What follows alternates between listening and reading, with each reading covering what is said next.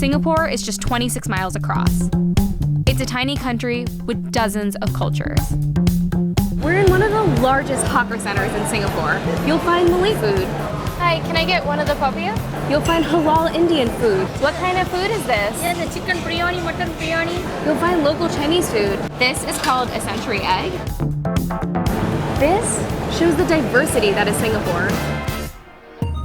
30% of Singapore's population are foreigners. Around the world, politicians are trying to shut down their borders, but Singapore is letting lots of immigrants in, especially low-skilled immigrants.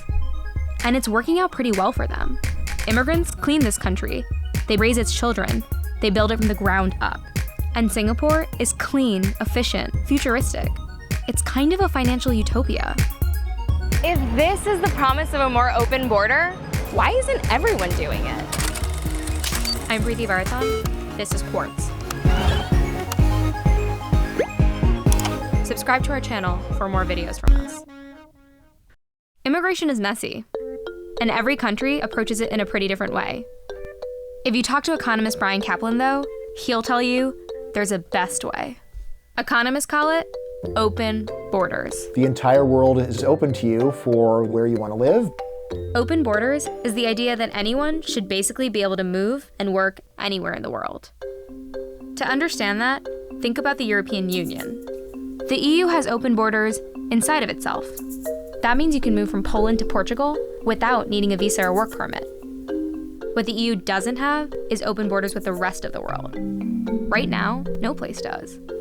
That's because open borders is really just an ideal, a theory. Open borders is not trickle-down economics, it's Niagara Falls economics. It's where you pour a fire hose of wealth on the world. Kaplan thinks open borders would solve one of the world's biggest economic problems, that people are stuck in countries where they're not as productive as they could be. And he uses the example of a worker in Haiti. If you allow a Haitian to simply get on a boat and move to Miami, the day that he arrives, his wages and productivity skyrocket. You can go from making $2 a day in Haiti to making $50 or $100 a day in Miami very easily. So just by virtue of moving, that Haitian worker is richer. Miami is productively using his labor, so it's also richer, which makes America richer. And that Haitian worker who's now earning more will probably send some money back home. So Haiti gets richer. Amazing, right? Implement that on a grand scale, and you've got open borders. Economists also love to talk about the United States before the 1920s.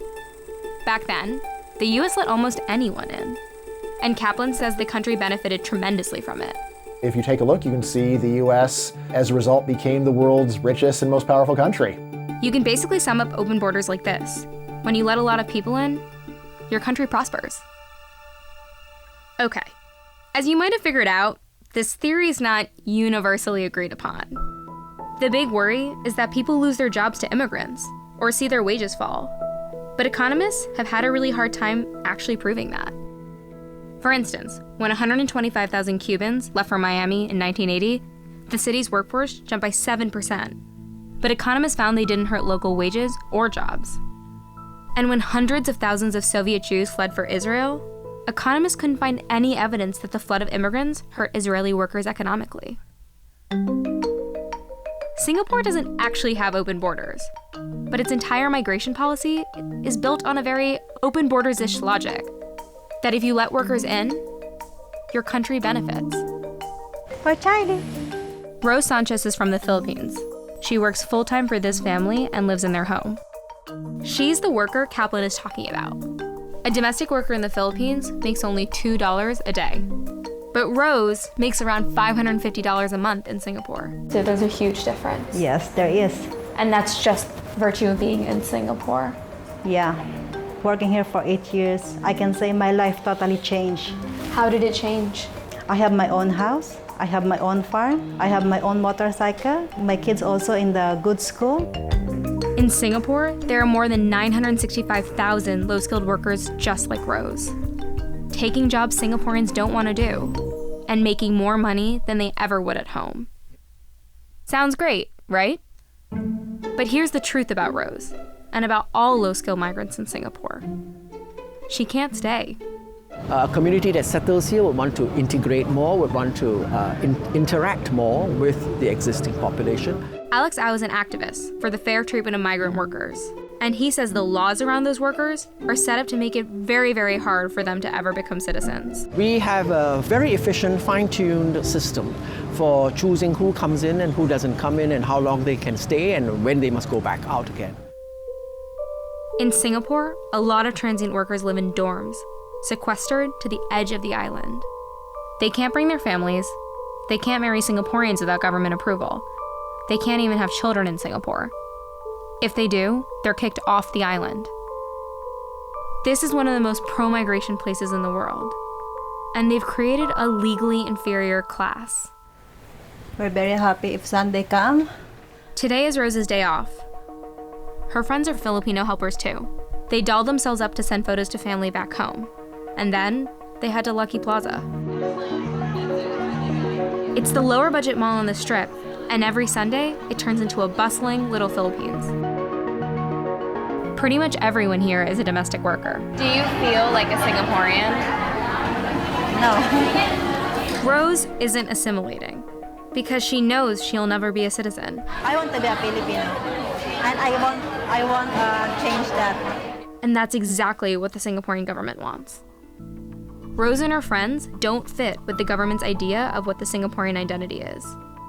And even Alex Au, the migrants' rights activist, kind of thinks that makes sense. I don't think it's realistic to expect any country to take in large numbers of foreigners in a short period of time. At a social and a cultural level, there will always be resistance. That resistance is why we don't see countries opening their borders all over the world.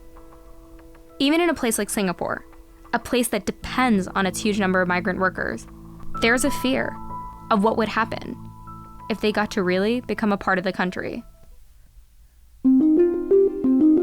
Right now, the question of national identity is an issue everywhere in the world, not just in Singapore. In places like the US and Germany, it's coming up in a way that it hasn't in decades. And Singapore is one extreme version of how you deal with that question.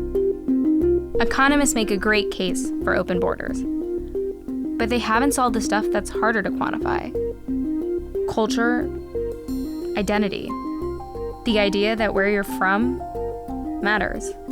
Hey guys, thanks for watching. Where would you go in a world with open borders? Let us know in the comments, and subscribe to our channel for more videos from Quartz.